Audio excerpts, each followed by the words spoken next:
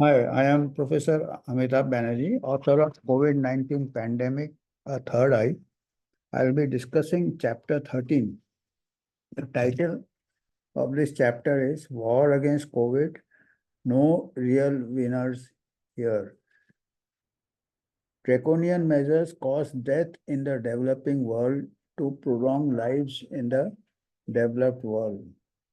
So like any war, it is the collateral casualty which kills the innocent. Similarly, the world declared a war against a virus, used extraordinary force which was not called for. So this chapter will be discussing that even in down history, down mythology, great wars have caused great devastations. If you overlook the glamour and glory of victory.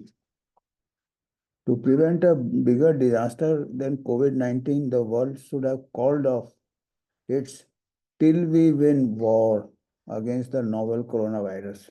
There were books titled on war slogans, Till We Win.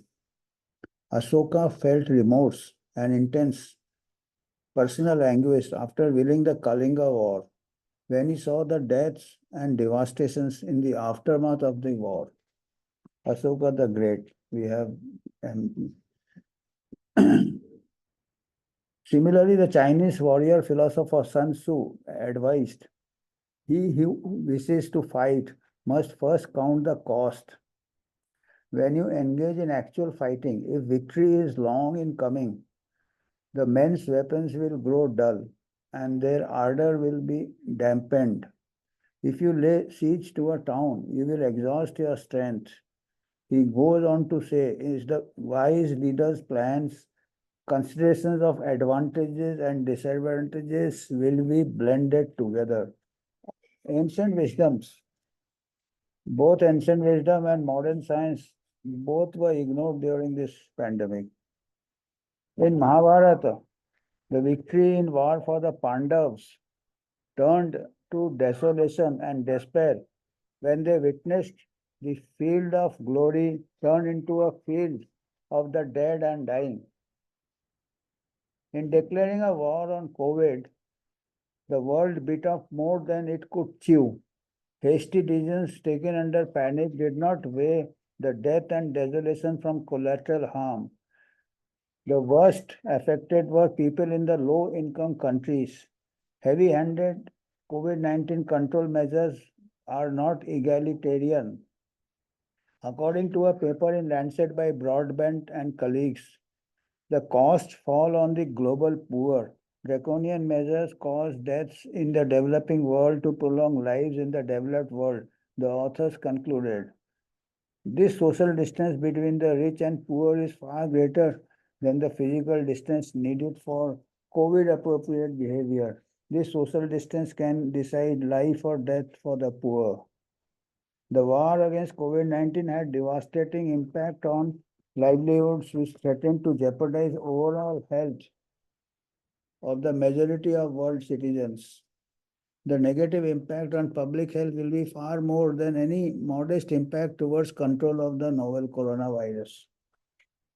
Endemic diseases, particularly in low-income tropical countries, will flare up as most health resources were diverted towards control of COVID-19 on war footing.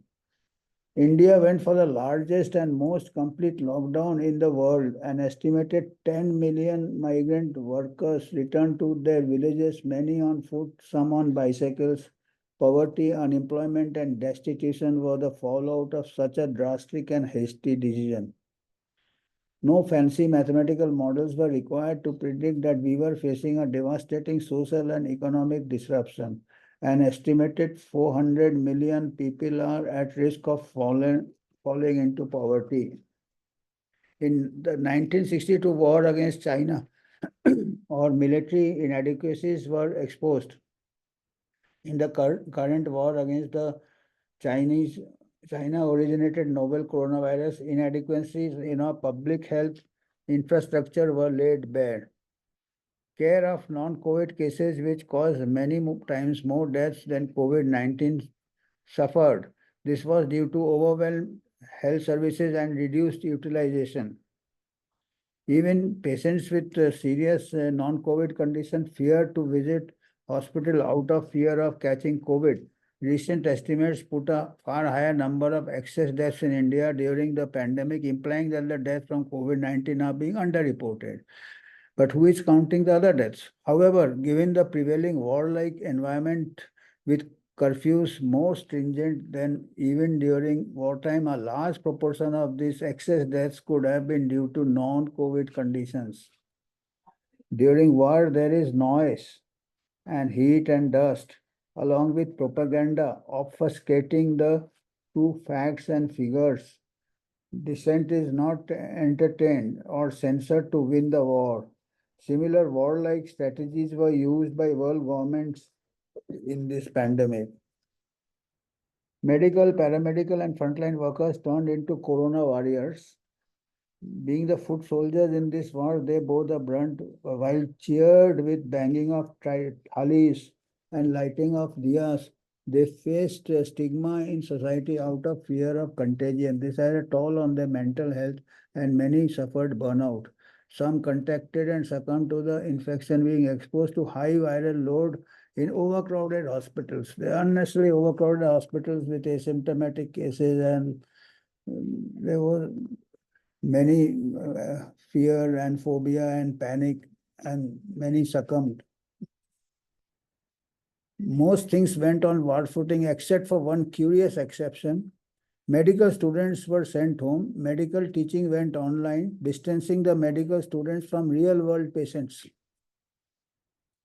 While doctors, some elderly, went about their essential duties, medical schools were closed ostensibly to shelter the young medical students who are much less vulnerable to the virus. As medical students, as doctors, all our life, this is a occupational hazard. We face infectious disease much more severe than COVID. So what type of future doctors, what will be their mental programming? This was a paradox. Imagine shutting down the National Defense Academy or the Indian Military Academy during a war. Do you shut down military academies during a war? Here you have declared war on the pandemic and you have closed the training centers of the warriors. That is the medical students. They are doing online medical studies. How one can do online medical studies? And doctor that in the formative years of a medical student as future doctors, he will be traumatized all his or her life in when even seeing patient. Very strange. Besides medical education, which was suspended, weakening the foundation of future health care, other education institutions were shut down for more than 2 years. This will cause long-term social, psychological, and educational setback in the next generation. Did all these drastic measures work? The available data do not provide evidence of success of these extraordinary measures implemented on a war footing. After the first wave of the pandemic in India, the country-wide seropositivity, according to Indian Council of Medical Research survey, was 21%. After the second wave, the latest round of sero survey by the ICMR revealed that 67 or more than 90 crores of Indians had encountered the novel coronavirus. This should make it novel no more. More than 90 crores, almost 100 crores Indians had already got the natural infection in spite of all these measures. And then vaccine was only 5%, 10% coverage that time. There was no requirement, as I am saying time and again, to repeat the nature's efforts of natural immunity. Was this war required? That's the question. A mild respiratory virus spreads very fast. The only silver lining is that this monumental denominator dilutes the infection fatality rate to less than 0.1% in India across all age groups. If someone contracts the virus, the chance of survival is more than 99.9%. The infection fatality rate, according to Center for Disease Control, is around 0.3, that is including the Western countries with higher age and more comorbidities. So even if we correct the gross underreporting in India, as is being alleged by Lancet and others, the fatality from COVID-19 is much lower than most endemic diseases as well as non-communicable diseases in our country. At the end of the day, one may ask, was all out war against COVID-19 worth the collateral harm? Or a low intensity conflict would have been desirable? Till let us hope that sanity prevails and this all out war till we win against COVID 19 and future pandemics also is modified to a low intensity conflict commensurate to the lethality of the virus vis-a-vis of other pressing public health problems. So, this is what I want, and this is very important because the world is trying to gear up for another world war against pandemics. Pandemic Acts and World Treaty and Global Health Treaty, WHO Pandemic Treaty, modifications, amendments to the International Health Regulations, as if, yeah, already preparations for future war has started. So it is something like having tested some sort of, like military generals, great generals, they get some sort of rush for glory in war and victory. So after one war or the other, they keep declaring, used to declare war, and the poor suffered, the common citizens suffered. So similarly, the